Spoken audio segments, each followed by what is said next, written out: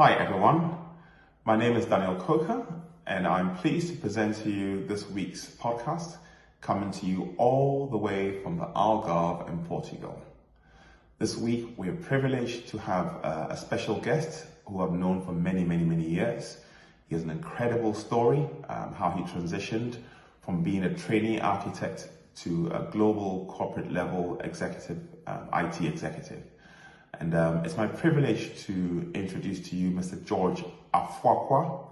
George is a global head for IT and digital for a company called Akkodis, which is within the Adecco Group of companies. And I'm sure there's a wealth of experience and a lot of wisdom that we will learn by listening to his story. So please join me in welcoming our guest for this week, Mr. George Afoakwa.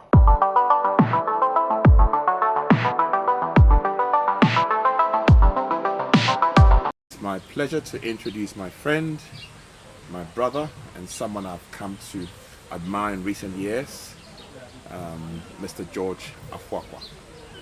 So George is a senior vice president of IT and digital at the Adecco Group and has held several senior management positions in his 30-plus year career. Yep. Okay. All right. Yep. So George, you're welcome. Thank you. Yeah. You've had a very interesting career. I mean, from your days back in Achimota School in Ghana to your current role as senior SVP at Adecco. Can you just tell us a bit about your journey? Yeah. Well, I'll try and summarize it. So you're right. Achimota finished, did sixth form. I studied architecture actually. Really? So I went to UST, Kumasi Science and Technology University. Okay. Studied architecture there. But after I did the first 4 years, because it's a 4-year degree then a postgraduate, Okay. 2 years. But after I did my first degree, I wanted to get some international experience and not just have the full qualification in UST. And so I came to the UK against the advice of my parents. So my dad thought I'll end up in McDonald's or driving a bus or something. So he was really against it. So the deal was, I'll come to London for 1 year. Okay. If I don't make it, I'll come back. Okay. So I took a gap year, Okay. in effect, from UST. I came. I managed to get a job as an architect trainee Okay. straight away. Okay. And then they sponsored me through my postgraduate. Okay. So that was good, but it wasn't without challenge, because the first year of my postgraduate, they actually failed me Oh. because I wasn't used to Western design. Oh, I was used okay. to what I'd been taught in tech. Okay. But this is lesson number one. You need to be old. My thinking in life is you need to be bold, Yeah. you need some luck, Okay. and you need to take risks. Okay. These are the three things. Okay. And so on getting the letter of failure, Mhm. I went straight to the faculty and arranged a meeting the next day and said, let me explain the context to you guys. After the meeting, I was passed. Wow. So sometimes Wow. in life, and that taught me, you don't just accept things. Okay. I battled with my dad to leave Ghana, Yeah. and I couldn't fail. Okay.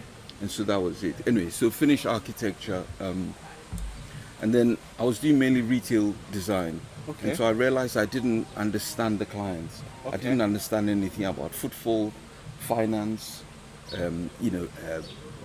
revenue per square meter, all those things. Okay. And so I went to do an MBA at Cranfield Okay. University. I mean, I chose Cranfield over London Business School because London was too finance oriented. Okay.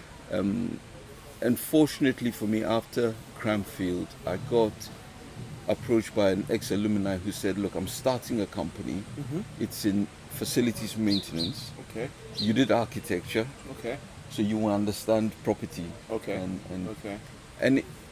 he literally interviewed me walking around Regent's Park. They had nothing. Anyway, in 5 years we grew. So, and when I joined, he said, right, you look after IT. And I said, no IT experience.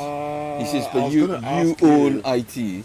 I was And then gonna he ask you that. they also employed somebody else from London Business School, and they asked him, William Wong, still a friend, you do business development, Okay. strategy. So I just looked after IT, and in 5 years we grew to 200 million. But how did you do that? Well, Architecture to IT and it's just learning on the job. And because it was a new Seriously? company, yeah, because it was a new company, they had no office, they had nothing, they had no staff. So I had to appoint IT people, and then we then acquired an office. I had to cable the office, get the servers, the PCs, and so you start acquiring the knowledge. You start acquiring the knowledge. wow, And yeah, at the end of 5 years, we'd sold it. wow, okay. And I was asked to do the integration with the acquiring company. Then they made me head of IT.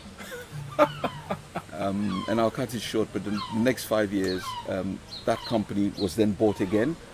And then I did the integration. I was made deputy CIO for a UK company. Okay. So it was a UK-based company that got acquired by the Veolia Environment, which is a big, at the time, 40 billion company. And then anyway, went through that process. Then they made me head of group infrastructure and applications. And so I then moved to Paris Okay. and did that, looking after global systems for 5 years. Now I'll cut it short because I could go on and on. And then I wanted to get out of the technical side and move to strategy, CIO. So I left Veolia and joined a manufacturing business called DS Smith. So they do all the Amazon boxes. Okay. So it's packaging business. They do Amazon boxes, Stella Artois boxes, Cadbury's, blah, blah, blah. So I joined them for 2 years as divisional CIO. And then I moved to the Adecco Group as Northern European CIO. Okay. And then now I'm at Adecco.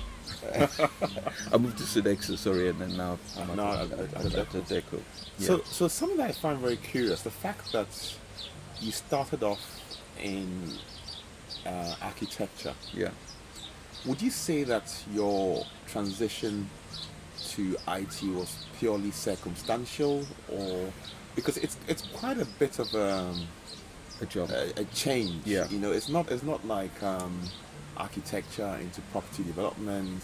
You know, IT is something quite technical, and people go to to school to study IT. They have postgraduate degrees in IT. Yeah. But you sort of appear to have grown into the role, and also what I find remarkable is the fact that you've managed to get to the top of your career in IT, which is not something that you ever went to school for. Yeah. You know, I mean, I'm a chartered accountant, and my background was in science, and I mean, you know, my family, they're all doctors. Yeah. You know, and at the time, it was a bit of a shock to the system, because everybody was like, you either go and do engineering or you do medicine. Yeah. You know, and the only reason why I ended up doing administration of business studies and majoring in accountancy was the fact that my applications to American universities didn't go through. Right. Okay, so the most sought after course at that time was business studies, and I did Yes. accountancy and all that. So I'm a bit intrigued at the thought process that, you know, and obviously you must have had some opposition maybe from parents. You know, people might have thought that maybe has he lost his way, Yeah, or is he yeah. just trying this, you know, and maybe he would come back to architecture, or you know, I mean, what can you tell us about? So, don't get me, I still love architecture and arts, and I still do that on my, go to museums and stuff. I Okay. still love that part, and it's in my DNA. Okay. But here's the difference. In architecture, you understand what the client wants, you design it, and construction companies build it. Okay. And so you are the interface between the client and the construction and delivering their dreams of the client. In IT, because I'm not technical and I did the MBA, I made it a point to understand the business. Okay. So I know what the business wants to achieve, and then I make sure IT deliver without getting involved in the technical side. So I always occupy the space between the demand and the delivery. Understood. Yeah? And so once you do that, your skills are transferable from IT to architecture to IT to whatever. Okay. And you can go to multiple industries. Okay. Yeah. So I've done retail, I've done facilities management, I've done manufacturing with DS Smith, and then services. Okay. So I've been able to do that. So you should always make sure that the skills you acquire, you should try and distill it and say, what's transferable? What can I use to sell? What makes me different? Okay. What's your unique your uniqueness. offering. Correct. Yeah. And that's what I do. So, but now after managing IT for over 30 years, I understand IT. Okay. I'm not technical. I can talk to anybody in IT Okay. to understand the issues, and then I make sure I understand a company. What's the USB of the company? What's their revenue? What's their EBITDA? Okay. How are they achieving it? Okay. You know, or what do we need to do to achieve it? Okay. Because if you really understand the business, you can talk to the C-level in non-technical words. Understood. Okay. Yeah. Okay. So And that's that's what I try and do. Okay. Yeah. So George, what advice can you give to people of a Black, Asian, or minority ethnic background on how they can break through in their careers or professions? I mean, these days a lot of people seem to want to fight the system. Yeah. You know, they're complaining about the fact that opportunities are not brought their way, and the odds are stacked against them. And especially in homes where people don't have role models, which is kind of why we're doing this. We're sitting here in Portugal having this discussion, and it wasn't a planned meeting or whatever. We just met at the airport. We're here together, and I just thought, this is an opportunity for us to probably help other people and to share some practical nuggets of what people can do to maybe change their thinking. Do you have any? Yeah, I mean, the likes of you and I we're privileged, yeah? Okay. Let's put that on the table. My dad is a medical professor, etc. But he wasn't born a medical professor, yeah? Really? No. Okay. So he walked barefoot to school like our parents, started off. Understood. They all started off poor, yeah? Okay. They were first generation educated, yeah? Okay. My grandfather wasn't educated.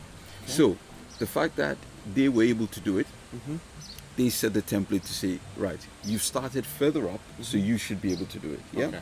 Now you're right. One of the things I think mistakes we make is we try and fight the system. I think you need to understand the system and let the system work for you. Okay. So I'll refer back to my example of being failed in architecture, my first postgraduate year. I didn't just accept it. I didn't fight it, but I went and played it back to them in the words they will be able to understand. I didn't go and say you guys are racist or you guys are this. I said no. I said understand my context. I was trained studying African architecture. Okay. Very different. Cantilevered roofs, keep the rain out. You've got insects, you've got mosquitoes. We don't have U values. We don't have insulated walls. We don't have. It's a totally different type of architecture. So to come and in 3 months join an architectural school for my postgraduate, etc. It takes a long time. So you need to understand the context and where I was coming from. Okay. Once you play that back to them, they say, actually, you did quite well to come, and then they said, no, we'll pass you. Okay. And that's what I mean by let's not fight the system. Let's understand the system. Understand what do we need to do to succeed in this system. Okay. Now, one of the people who really influenced me is my uncle. Okay. My mom's cousin. My mom's Cameroonian. Okay. Now he grew up in Cameroon, managed to get into America university system. Okay. So he went to all the top schools. He went to Wharton, did his MBA and everything.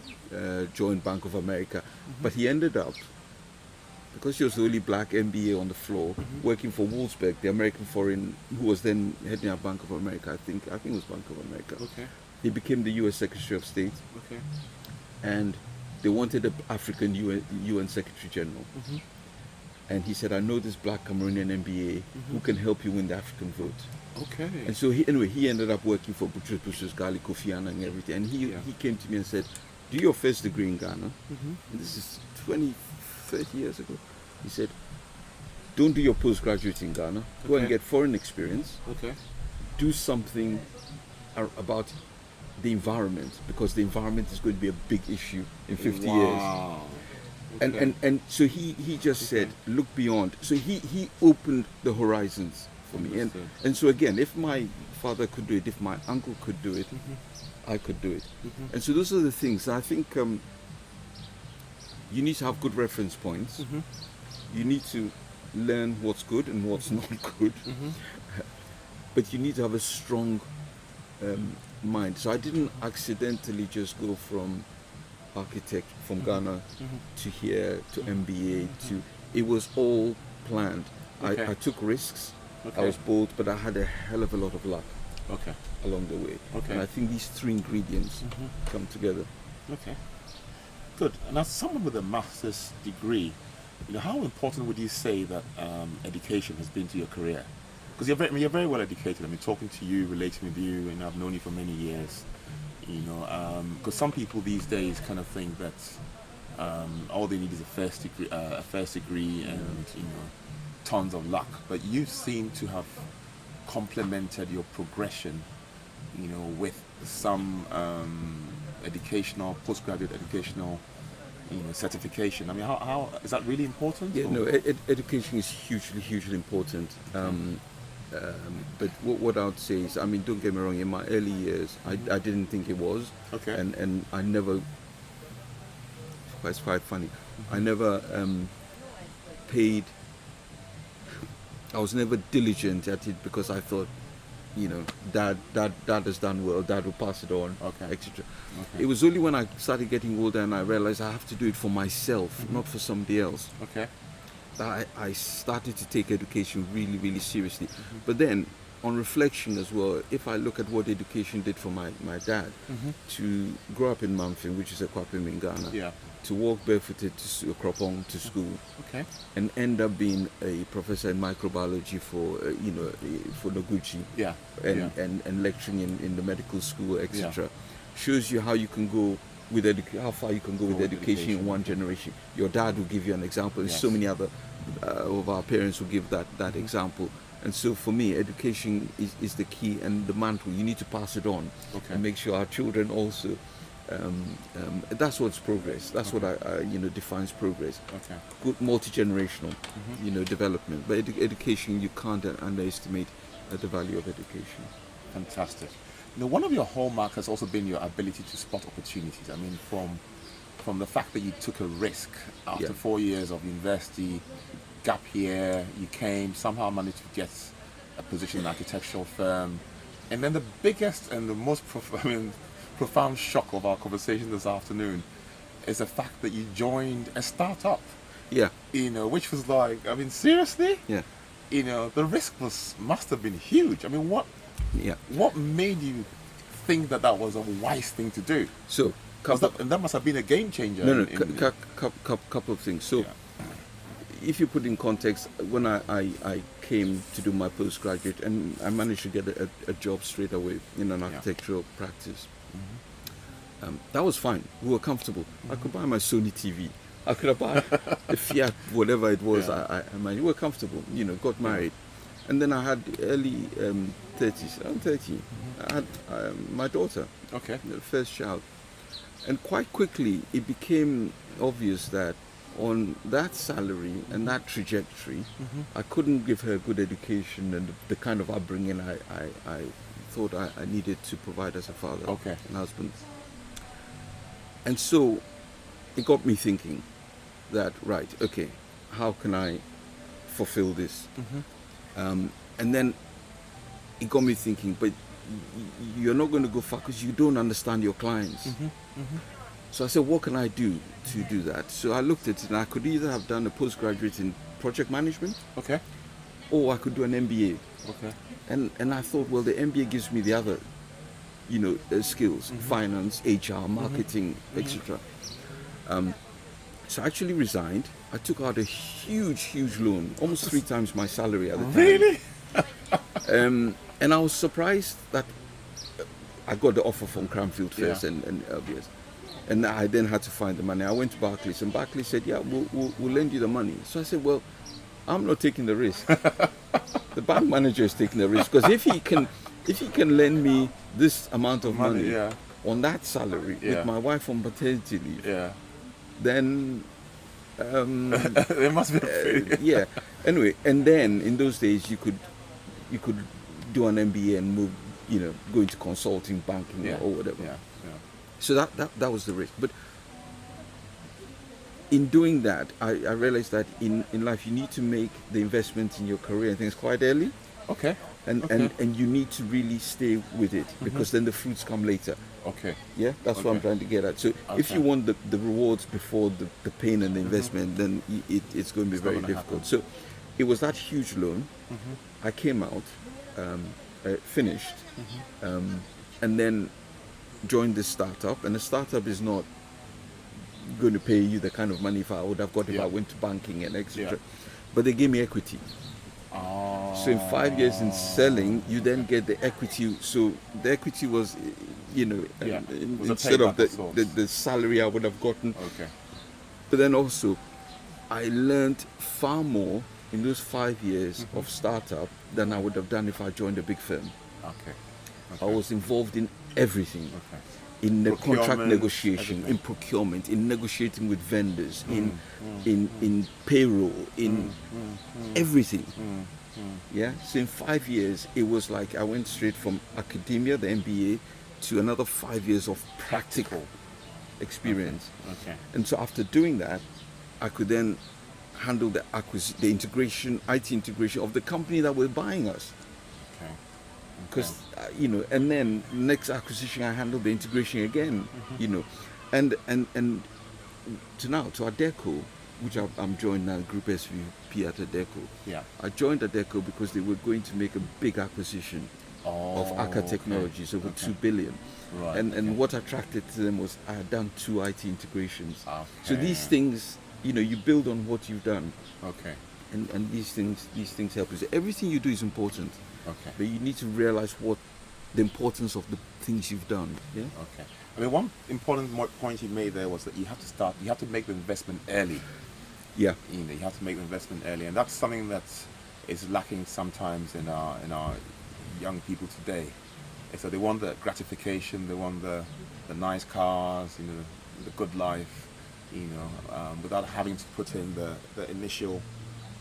Because that would last for a few years. Absolutely. If you don't have the solid grounding to go, So when I say make the investment early, it's investing in education, in whatever it is you need to do.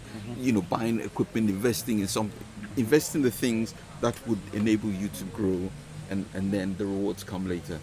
That's fantastic. So moving on, we're almost done. Post George Floyd, I mean, there was a lot of talk about diversity and the need for companies to improve their basically the channels or opportunities that are available for people of ethnic minorities to make progress in the organization, probably even up to the board level, because very few boardrooms, if we'll be very honest, I mean, we both work in corporate worlds, and we know that there are very, very few people of color, who get to sit in board meetings and get to work at that level, that's kind of level that you're at. And my question is, it seems to have dwindled a little bit, that's initial excitement or focus where companies seem to be wanting to have the diversity credentials, that they can put in their board reports, we're doing this, doing that. That seems to have given way to Ukraine, we have people like Dawid, who have come up with the 10,000 black interns, which is fantastic, but the question is, I mean, is this just something that companies are doing to tick a box, to be seen, to be inclusive of people of ethnic minorities, or are they really committed, to giving people opportunities? Yeah, it's difficult. It's a difficult one. I mean, pre-George Floyd, I always thought that if we led by example, it would open the doors for others. Yeah. But after George Floyd, I remember discussing it with my daughter, and she said, no, that leading by example is no longer good enough. We now need to do more than that. And I fully agree with that now. And I think we need to do multiple things. Lead by example, but also have some more what's the word? I don't want to use any aggressive words, but we need some more activities and actions that are more in your face, if I can use that term. Now, I think the momentum of George Floyd is slowly ebbing away. Okay. Of activities. I remember I was then with Sodexo, and we had all sorts of initiatives and activities, and I was leading it, and I was only one of myself and another black lady. We were the only two senior black people in the organization. And I moved to Adecco, and more often than not, I'm the only black person in the room. I was in the conference, 300 people. I was the only black person there. Wow. And I think it's not good enough. So I think we need to do things on multiple fronts. What Dawood is doing, mentorship. I mentor a couple of young people as well. Mentorship, leading by example still. But on the other side, I think the youth and the younger generation also need to give us reason to be able to put them forward and to there without, be yourselves. I'm not saying you shouldn't be true to yourself, but like I said in the beginning, learn how the system can work for you rather than fight the system. And once you learn how the system can work for you, you would notice the change without denying who you are and where you're from, because that's one of the proudest things I do wherever I go. I tell people I'm of Ghanaian and Cameroonian heritage. I was born in London, but I grew up in Ghana. So my foundation, my grounding is from Ghana, my reference points and what makes me who I am. And you need to take that with your chin held high and just forge a career, wherever you are in the world. Would you say that people having a spirit of excellence, would help people of BAME background to progress? Because I think that excellence, if you're excellent at something, an excellent doctor, nobody's going to look at the color of your skin. You're an excellent ICIO director, nobody's going to keep you back, because the excellence speaks for itself. But yes, it seems and no. like, it seems like these days, like our people are expecting, we have this attitude of entitlement, it's like we're entitled to this. I've been to Oxford, I've been to LSE, I have a first degree, so I'm entitled to a certain salary, I'm entitled to a certain progression in my career, but it doesn't work that way. After you've graduated, you need to deliver. Excellence alone won't help. I've seen some brilliant brains. Wow. But they've got no human interaction skills. And I always say to you could be the best in what you do, be a success in Microsoft and a failure in Apple. So context, environment, culture, all these things play a part. And so when somebody fails somewhere, I never judge the person because they failed there, because they could succeed somewhere else. You can use this analogy, you can take a footballer, they can fail in one club and go and excel in another club. So it's the softest things around that have made them flourish in one area and not in another. So that's why I said you need to take risks, you need to be bold, and you need a hell of a lot of luck. So those three plus your excellence. But you need to be able to juggle and have a nose for these three attributes as well. Because if not, if you just sit back and say, look, I'm the best, I got the highest score, or I've got the highest this, it doesn't mean people will like you. People need to want to work and sit next to you. The culture has to be right. Everything. So lots of things make. What are you talking about? You seem to be, hinting towards people having some soft skills. Absolutely. Being able to relate with people. Can you just elaborate a little bit about that? What kind of soft skills do you think people need to pick up that could help them? It's you need to be able to read the room. You need to be able to know when to shut up. You need to be able to know when to be bold. You need to be able to know when these things come with experience. Don't get me wrong. Now, and the more uncomfortable experiences you have, learn from them, and then the next time you're in that position, you know exactly what to do. Have your own little tricks. If I'm doing a presentation, I'm in an environment where I'm not 100% confident, my wife can tell straight away, because you find I adjust my belt quite a bit, or I do. So I find things to stop my hands shaking, or to not to give So make sure I'll take a good deep breath so my voice doesn't quiver. It doesn't sound like I'm being suffocated. Because these things, you know, as you People say, read the them. higher you go, the less oxygen there is. So the more steel you need. I mean, again, I'm not, you know, generalizing here, but you need to find what works for you. But you need to be able to relate. Okay.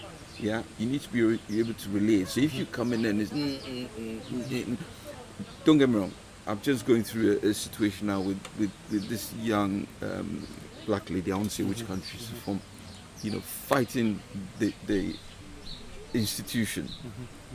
And I look at it and I just say she could do it a different way and get the same result. She got what she wanted, but her card is marked. And it's unfortunate because she's brilliant, but she could have done it in a less antagonistic way, which, you know, would not make the person on the other side feel like I've lost or you've defeated me. Because look, win-win. Yeah, she won that battle, but is she going to win the war overall? I don't know. Time will tell. But everybody needs to find what works for them. Maybe that works for her. So I'm not going to judge. As I say, the environment plays a huge part in your success or not. But you need to own your destiny. Yeah, that's what I always do. You need to own your destiny. Okay. Do you think having a mentor helps in career progression? Yes. And it doesn't have to be a formal mentor. Okay. I can pick 2 or 3 people who have mentored me, but they don't know they've mentored me. If that makes sense. Okay. Yeah. Okay. So my dad has his role, and he mentored me in a way. My uncle did. Yeah. And there were 2 people I've worked with in my previous. The guy, the CFO from the startup I joined. Yeah. He mentored me, and I remember, you know, young, when we joined, some colleague was extremely rude to me. Extremely rude. I could say even racist. And I stormed into the CFO office and said, "Can you believe this person said this and this and this?" And he was sitting at his desk. He got up, he picked up his coffee, he walked to the window, looked. I said, "This guy's ignoring me." He turned around, sat in the window still, crossed his arms, looking at me. And when I finished, he said, "George, sometimes you need to rise above it." And that's it. That's all he said? That's all he said. Okay. Sometimes you need to rise above it. And you know, it was like the penny just dropped, and I thought, oh my God. It's trivia that, you know, he was rude to you, so what? Yeah. You know. Understood. How important has marriage, family, and having cultural values been to you in your progression to date? Yeah. I was cultural values. I think I've touched on that with my background, knowing who you are, where you've come from, appreciating what your grandfather and father did, etc. The bit I haven't touched on is marriage. I think having a partner who, you know, if home is calm, you can focus on other things. Okay. Yeah. Okay. I'm not saying home is calm all the time, but if home is calm, you can focus on other things. And if you've got a partner who is in it with you and understands, because life is about sacrifices. Yeah. So whilst I was resigning, going to MBA, leaving here at home, doing this, doing that, I needed somebody to be able to be, you know, looking after other things. Yeah. And then sometimes when I'm steady state, then she also goes off and does a course or whatever. And so I think partnership and marriage, partnership, I should say marriage, because you can do it in other ways, are hugely important. Okay. And so, you know, look, it could even be partnership in terms of you and somebody else are doing a business or whatever. If you have somebody, or you've got your best buddy, you can bounce ideas off. You can. I think these things are important. You know, we can't do everything on our own. So marriage, yes, and it's been hugely important. We've been married 33 years. Yeah. Congratulations, you know, happy wedding anniversary today, 33 years of marriage.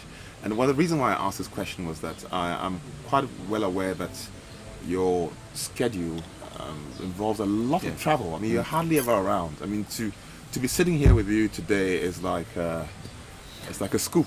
You know? I mean, it's what are the chances of that happening? I mean, how does your wife handle that? The fact that your the level of your role, the seniority, the expectation, you know, it comes at a sacrifice. You know, how do you balance that? No, I think in our early years of marriage, it wouldn't have worked. Okay. But after a while, you get into a routine, especially when my daughter was going through school, you had to pick up, drop off, blah, blah. This kind of schedule wouldn't have worked. Okay. But then after a while, it works, and you can. And I think we've found a good room, because I didn't just start this. I think it started gradually. So I was in the UK for most of the time. Okay. And then I moved to work in France for a couple of years.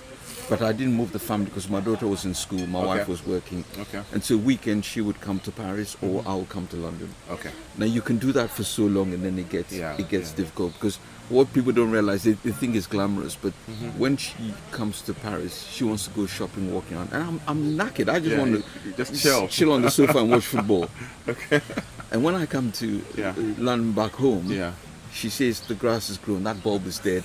And you end up spending your weekend doing fixing that. things. And so you realize, but the final straw, I think, was there was one weekend during the week I was in India, and then I came back to Paris on a Friday morning, worked, and then in the evening I jumped on the Eurostar to London. Okay. I woke up on Saturday morning in my own house. I opened one door, it was a wardrobe. I was looking for the bathroom. I opened another, because I've been in hotels, and I opened another door.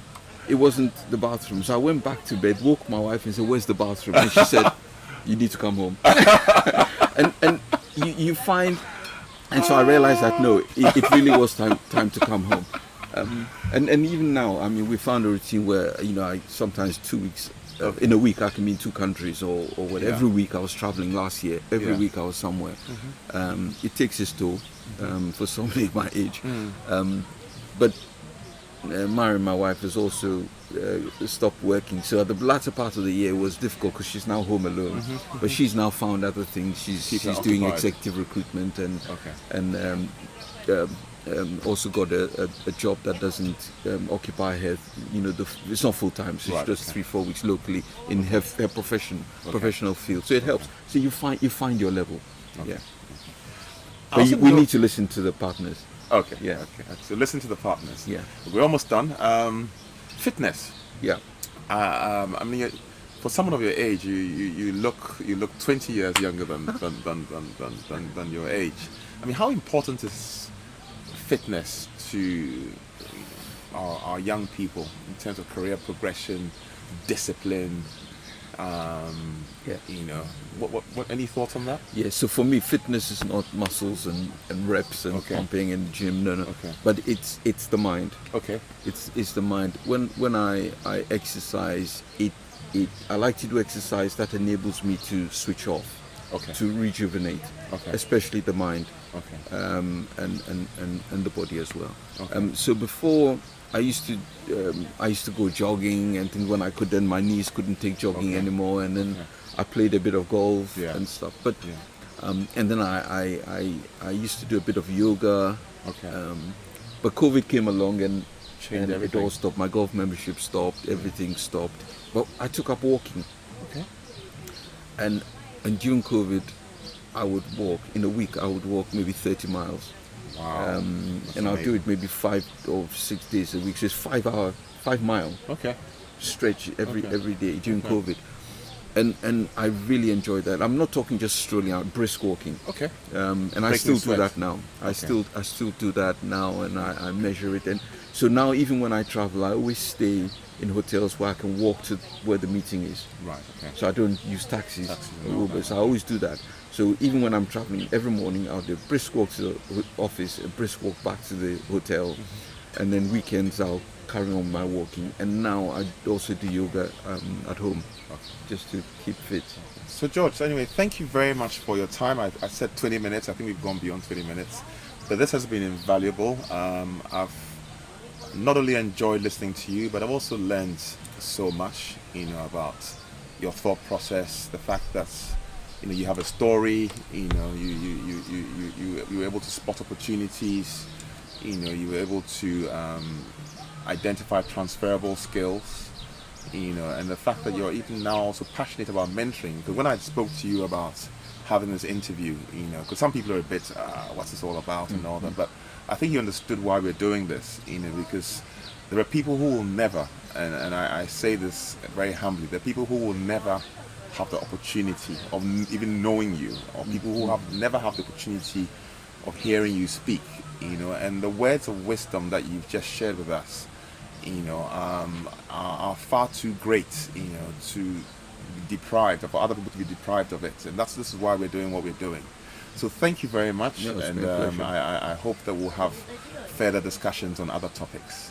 So ladies and gentlemen, from Portugal, Villa Vita Park, I want to say thank you very much to our guest today, Mr. George Afoakwa. Thank you very much, George. Thank you. That's good. Thanks.